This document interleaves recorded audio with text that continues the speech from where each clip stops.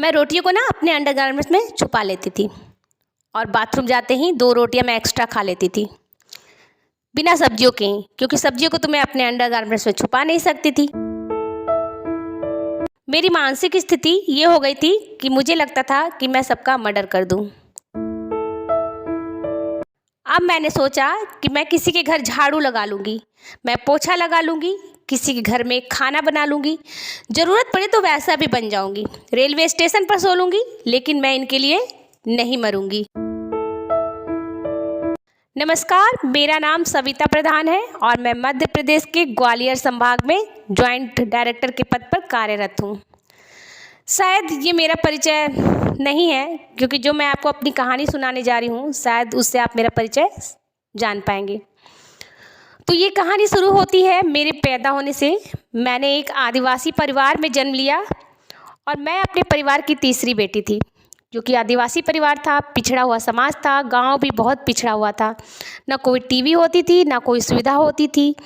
तो ज़्यादातर परिवार के लोग ये काम करते थे, जैसे धान की कटाई करना, महुआ बिनना, बीड़ी के पत्ते तोड़ना, गोबर उठाना। तो मैं भी बिल्कुल खुशी खुशी इन सब कामों में अपने परिवार को सहयोग करती थी। मेरे गांव में अधिकतर लोग अपने बच्चों को स्कूल नहीं भेजा करते थे, लेकिन मैं उन सौभाग्यशाली लड़कियों में से थी जिसको स्कूल भेजा गया। स्कूल जाने के साथ साथ हम लोग 4 बजे 5 बजे उठकर महुआ बीनने के लिए चले जाते थे या फिर बीड़ी पत्ता तोड़ने के लिए चले जाते थे, और ये सब काम निपटाने के बाद हम लोग 10 बजे स्कूल भी चले जाते थे। कहीं ना कहीं मुझे स्कूल जाने का रीज़न ये लगता है क्योंकि आदिवासी बच्चों को स्कूल जाने पर स्कॉलरशिप मिलती थी।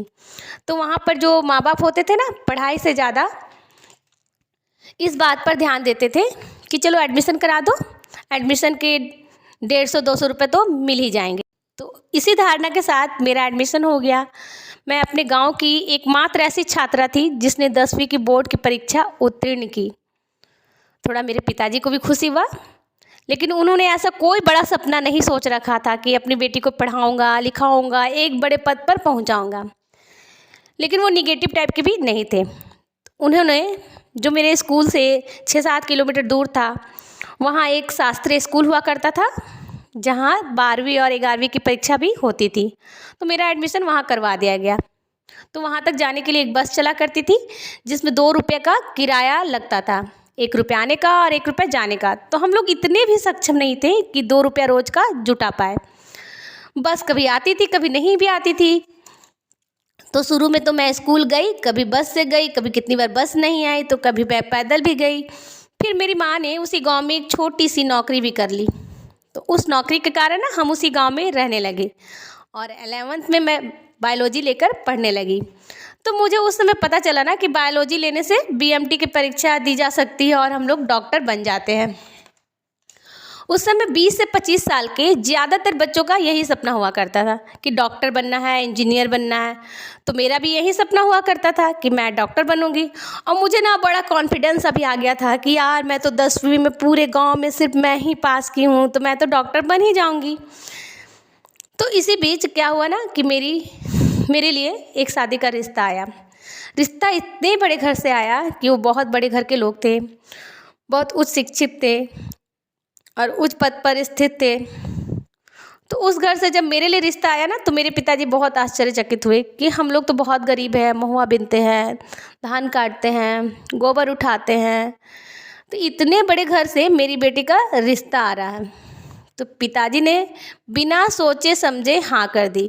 यहाँ तक कि ना उन्होंने लड़के का घर देखा, और वो पहली बार आए और पिताजी ने हाँ कर दी। लेकिन मुझे लग रहा था कि मेरे सपनों का क्या होगा, मुझे तो डॉक्टर बनना है। तो मैंने अपने पिताजी से कहा कि पिताजी मुझे शादी नहीं करनी है। तो उन्होंने कहा नहीं, इतने बड़े घर से रिश्ता आया है, तो उसके घर के जो लड़का है, उसके घर के जो फादर थे ना, फादर तो मैं बोलना नहीं चाहती हूँ क्योंकि फादर इतना बड़ा शब्द होता है, और वो ना आदमी जो था वो इंसान कहलाने के लायक भी नहीं था। तो उन्होंने कहा कि रिसेंटली हमारी बेटी की डेथ हुई है और उसका सपना था डॉक्टर बनने का, तो सविता को हम इसलिए लेकर जाना चाहते हैं कि उसे हम लोग पढ़ाएंगे, लिखाएंगे और डॉक्टर बनाना चाह रहे हैं।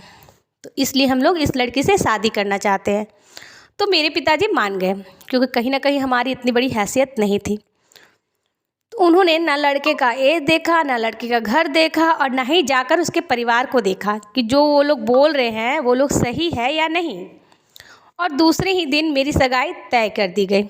वो लड़का मुझसे उम्र में 10-11 साल बड़ा था। जब सगाई तय कर दी तो उसी दिन उसने अपने कुछ रिश्तेदारों को भी मेरे घर बुलाया था।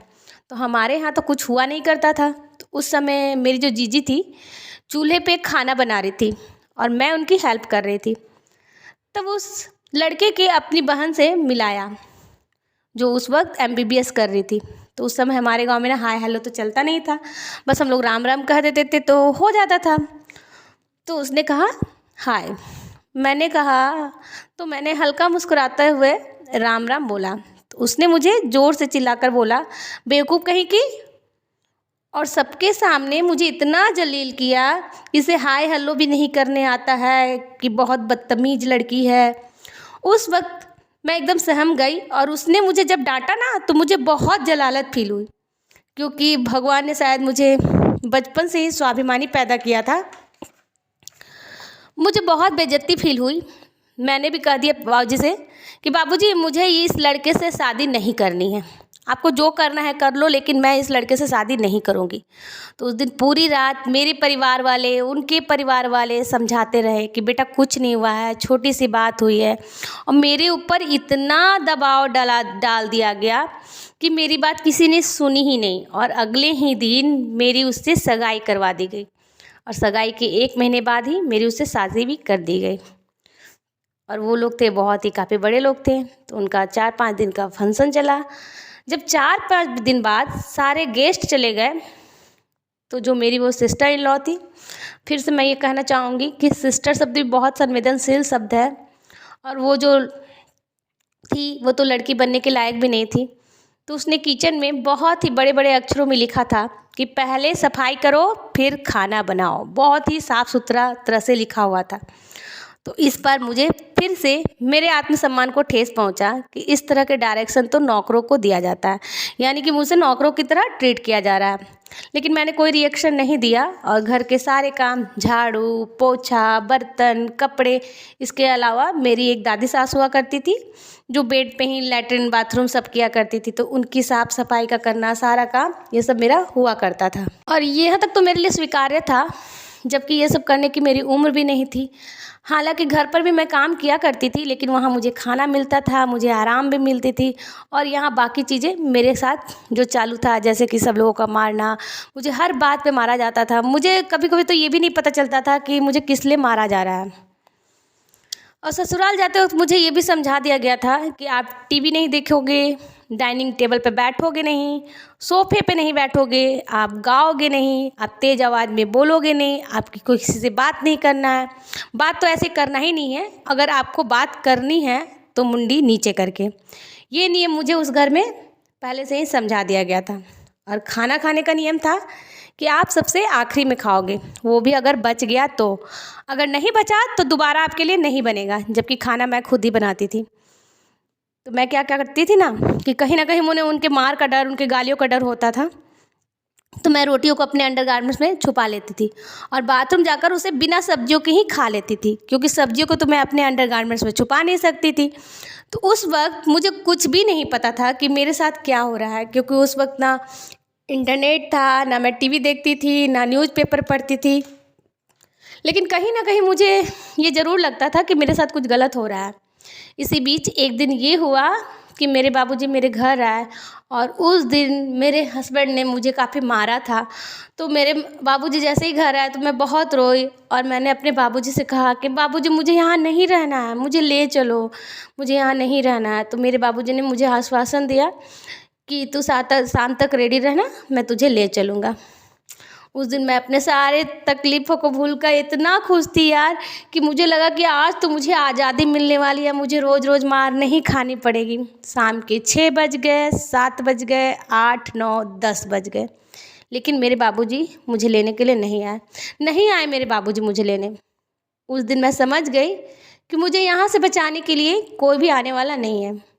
मुझे जीना मरना जो करना यही करना है। अब मेरी मानसिक स्थिति ये हो गई थी कि मुझे लगता था कि मैं सबका मर्डर कर दूं, और कहीं ना कहीं मुझे ये भी डर लगता था कि मैं सबका मर्डर कर दूंगी तो मुझे जेल हो जाओगी, क्योंकि मैं थी 17-18 साल की लड़की, तो मानसिक मेरे दिमाग की जो सोच थी वो भी उसी तरह से होती थी। तो कभी मुझे ये लगता था कि इनका मर्डर करके मैं इनके डेड बॉडी को कैसे डिस्पोज करूं, कैसे इनको डेड बॉडी को छुपा लूं, कहाँ ठिकाना लगाऊं, इस तरह की मानसिक स्थिति मेरी हो गई थी। और इसी बीच मेरी तबीयत भी थोड़ी ख़राब रहने लगी। उस वक्त मेरी जो वेट थी वो लगभग 30-35 केजी हो गई थी। मुझे काफ़ी दिन से खांसी हो रही थी, मुझे फीवर भी हो रहा था, साथ ही मुझे चक्कर भी आने लगे थे। तो मैंने मेरी जो सिस्टर इन लॉ थी, जो MBBS की थी, मैंने उनसे कहा कि प्लीज़ मुझे आप कोई दवा दिलवा दीजिए या फिर मुझे आप मेरी कोई इलाज करवा दो। मुझे लगातार खांसी भी हो रहा है, तो प्लीज़ आप मेरा इलाज करवा दो। तो 2 से 3 दिनों तक उन्होंने कुछ सुना नहीं, और 2 से 3 दिन के बाद उन्होंने मुझे एक दवाई ला कर दी कि आपको ये पीनी है। तो मैंने कहा ठीक है, क्योंकि मैं तो ज़्यादा पढ़ी लिखी थी नहीं, और वो भी इंग्लिश में तो मैं बिल्कुल जीरो थी, क्योंकि हिंदी मीडियम से पढ़ी थी, वो भी सरकारी स्कूल से। तो वहाँ तो 6ठी-7वीं में ABCD पढ़ाते थे, तो मैंने दवाइयों का नाम है कुछ देखा भी नहीं और दवाई को पी गई। उसके बाद जब मेरी आँख खुली तो मैं एक क्रिश्चियन के एक अस्पताल में लावारिस की तरफ पड़ी थी, जहाँ मैं बेड पर ही यूरिन करती थी, ना उठ सकती थी, ना बैठ सकती थी। पूरे टाइम मैं सिर्फ पंखे को देखते रहती थी, जो सिर्फ गोल गोल गोल घूमा करता था। तब भी मैं यही सोचती थी कि नहीं, मुझे मरना नहीं है, मुझे नहीं मरना है। उस टाइम मुझे ये पता चला कि डॉक्टर ने मुझे ये बताया कि मैं प्रेग्नेंट भी हूँ, और किसी ने मुझे कुछ खिला दिया है, पिला दिया है, जिसका ये रिएक्शन हुआ था। मुझे देखने के लिए वहाँ कोई नहीं आता था। तो हॉस्पिटल से आने के बाद मुझे अपने मायके भेज दिया गया, बाबूजी के पास में। उस वक्त मैं अपने बाबूजी से बोली कि बाबूजी अब मुझे उस घर में वापस नहीं जा। तब बाबूजी ने मुझे सिर्फ एक लाइन बोला, जिससे मुझे ना रिश्तों पर से तो विश्वास ही उठ गया। उन्होंने कहा कि धारा के विपरीत बहेगी ना तो कहीं नहीं पहुंच पाएगी, मतलब कि जो तेरे साथ हो रहा है उसे सहते रह, अगर नहीं सहेगी तो हम तेरे साथ नहीं हैं। साथ ही परिवार के द्वारा ये भी समझाया गया कि अगर बच्चा हो जाता है तो सब ठीक हो जाएगा, बस एक बच्चा हो जाएगा सब ठीक हो जाएगा। एक बच्चा हो गया और 1.5 साल बाद दूसरा बच्चा भी आ गया, लेकिन कुछ भी ठीक नहीं हुआ। मेरे साथ कुछ भी ठीक नहीं हुआ। मेरा माथा फूटा हुआ है, मेरी पीठ जली हुई है, मेरे हाथ कटे हुए, कुछ भी ठीक मेरे साथ नहीं हुआ।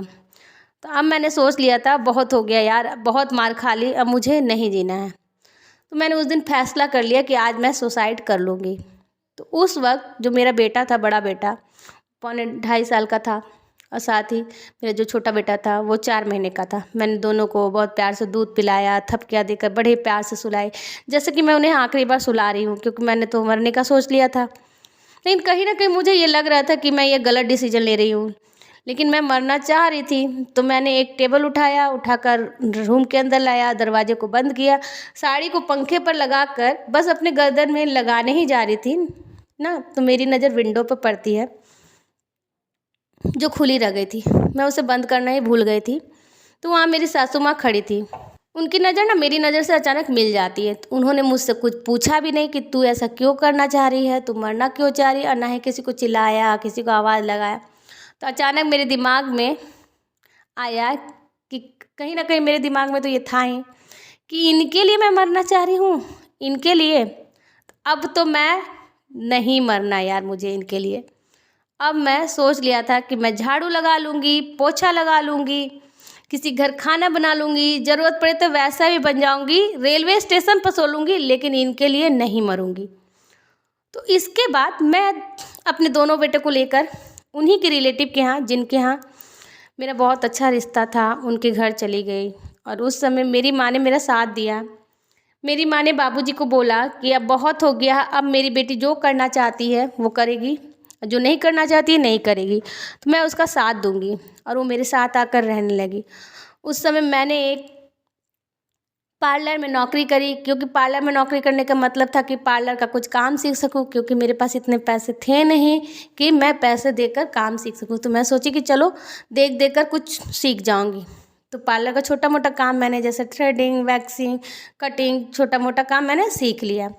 और गांव में जब मेरी माँ रहती थी तो सिलाई करती थी, तो बचपन से देख देख के मैं सिलाई जानती ही थी। तो मैंने एक बड़ा सा आईना रखकर वहाँ पार्लर का काम, सिलाई का काम, छोटे बच्चों को पढ़ाने का काम शुरू किया, और साथ में अपने पढ़ाई को भी शुरू कर दिया। मुझे नहीं पता था कि मेरा भविष्य क्या है। मुझे बस इतना लगता था कि कोई छोटा मोटा जॉब पालूँ और बस अपने 2 बच्चों के साथ में सरवाइव कर सकूँ। तो इस बीच मैंने अपना पढ़ाई भी शुरू कर दिया था। इसमें मेरे एक कज़न ब्रदर का भी हाथ है, जिसको मैं धन्यवाद बोलना चाहती हूँ, और वो मेरे ससुराल वाले की तरफ से ही थे। उन्होंने मेरा एडमिशन भी करवाया था और मेरी फ़ीस भी दी थी। तो मैंने एमए किया, और एमए का रिज़ल्ट जब आया तो मैंने लैंडलाइन से फ़ोन किया, तो मेरे रिज़ल्ट क्या हुआ है, तो सर ने कहा कि रिज़ल्ट को लेने के लिए ना आपको आना पड़ेगा कॉलेज। मुझे लगा कि यार मैं तो फेल हो गई हूँ, सब गड़बड़ हो गया। अब कॉलेज तक जाने के लिए तो मेरे पास 14 रुपये लगते, तो मेरे पास 14 रुपये थे नहीं, तो मैं 14 रुपये कहाँ से लाऊंगी। तो मैंने सर से कहा कि सर अभी तो कॉलेज मैं आ नहीं सकती हूँ, क्योंकि मेरे पास 14 रुपये है नहीं, कुछ दिन में आ जाएंगे तो मैं आती हूँ। तभी सर को शायद मुझ पर दया आ गई, तो उन्होंने कहा बेटा हम आपसे 14 रुपये खर्च करवाने के लिए कॉलेज नहीं बुला रहे हैं, आपने पूरे कॉलेज में टॉप किया है, इसलिए आपको बधाई देने के लिए बुला रहे हैं। उस वक्त मुझे खुद पर गर्व हुआ कि मैं इन परिस्थितियों में भी टॉप आई। एमए का पेपर देने के दौरान ऐसा होता था कि जो मेरा एक्स हस्बैंड था वो नहीं आता था। इस बीच ऐसा कुछ नहीं था, वो बीच बीच में आता रहता था मुझे मारने के लिए। तो कभी कभी मेरा पेपर एक सुबह होता था और एक शाम होता था। तो सुबह के बाद में मैं बीच में दोपहर में अपने बच्चे को दूध पिलाने के लिए घर आ जाया करती थी। तो एक दिन जब मैं दोपहर को अपने बच्चे को दूध पिलाने के लिए घर आई, तो इसी बीच मेरा एक्स हस्बैंड भी आ गया, और उसने मुझे इतना मारा, लेकिन इस बीच में ना मैं ज़रा भी डिस्ट्रैक्ट नहीं हुई। वो जब मुझे मारता था मुझे दर्द ही नहीं होता था, मुझे बस इतना लगता था कि इसे जितना मारना है ना वो मुझे जल्दी से मार ले, अपना काम ख़त्म कर ले और मैं पेपर देने के लिए चल। उसके बाद उसने 1 बाल्टी यूरिन की और मेरे ऊपर सारा डालकर चला गया। तो इस तरह की परिस्थितियों के साथ मैंने एमए में टॉप किया, और उसके बाद मैं रोज़गार वाला पेपर जो है वो पढ़ा करती थी, और 1 हफ्ते पुराना पेपर मैं लेती थी तो 2 रुपये आता था, तो मैं उसी पेपर को लेकर पढ़ती, जिसमें नौकरी की वैकेंसियाँ सारी आती थी। तो एक दिन उसमें सिविल सर्विसेज की वैकेंसी आई थी, जिसमें उसके सारे डिटेल्स दिए हुए थे, सैलरी दिए हुए थे, सिलेबस दिया हुआ था। तो इसमें सिर्फ उसकी सैलरी दिखाई दे रही थी मुझे। अगर मैं ये जॉब पा लेती हूँ तो इतनी सैलरी मेरी अच्छी हो जाएगी और मैं अपने बच्चों के साथ में अच्छे से रह पाऊँगी। तो मैंने उस एग्ज़ाम की तैयारी शुरू कर दी। तो मेरे बच्चे छोटे छोटे थे, इसलिए मैं छत पर जाकर पढ़ती थी, और मेरी जो माँ थी मेरे दोनों बच्चों को संभालती थी।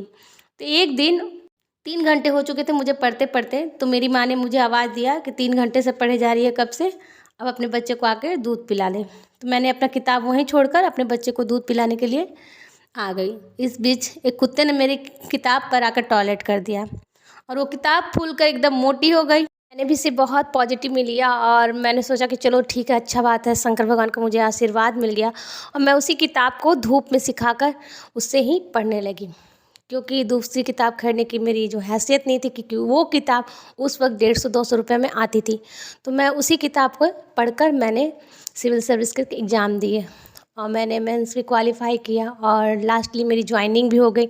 और मेरी ज्वाइनिंग के बाद जो मेरा हस्बैंड था वो भी मेरे पास आ गया, और कभी कभी वो मुझसे एक बार वो कार भी डिमांड करने लगा कि नहीं मुझे कार खरीद के दो। मैंने अपने पर्सनल लोन लेकर उसके लिए कार भी खरीदा, फिर भी उसकी डिमांड रुकती नहीं थी। कभी वो बोलता इस पेट्रोल के लिए पैसा चाहिए, कभी किसी चीज़ के लिए वो पैसे मांगता, उसके बाद कभी मुझे हर समय फिर उसी तरह से मुझे हर बात पे मारता था, और समाज के डर से मैं कभी हमेशा चुप ही रहती थी। फाइनेंशियल कंडीशन तो मेरी अच्छी हो गई थी, लेकिन अभी तक मैं अपने आत्मसम्मान के लिए कुछ नहीं कर पा रही थी।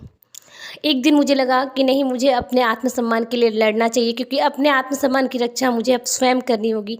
तो लास्टली जब मुझे लास्ट बार उसने मारा तो मुझे इतना मारा कि मेरे मुंह से खून निकल रहा था। अगर थोड़ी देर अगर उसने मुझे और मारा होता तो शायद मैं मर ही जाती। तो मैंने पुलिस को फ़ोन लगाया, और पुलिस आई और उसे गिरफ्तार करके चली गई। तो लास्टली मैं यही बोलना चाहूँगी कि हमें अपने आत्मसम्मान की रक्षा खुद करनी पड़ती है, और अगर हमारा आत्मसम्मान और आत्मविश्वास अगर साथ है तो हम जो चाहें हम वो कर सकते हैं।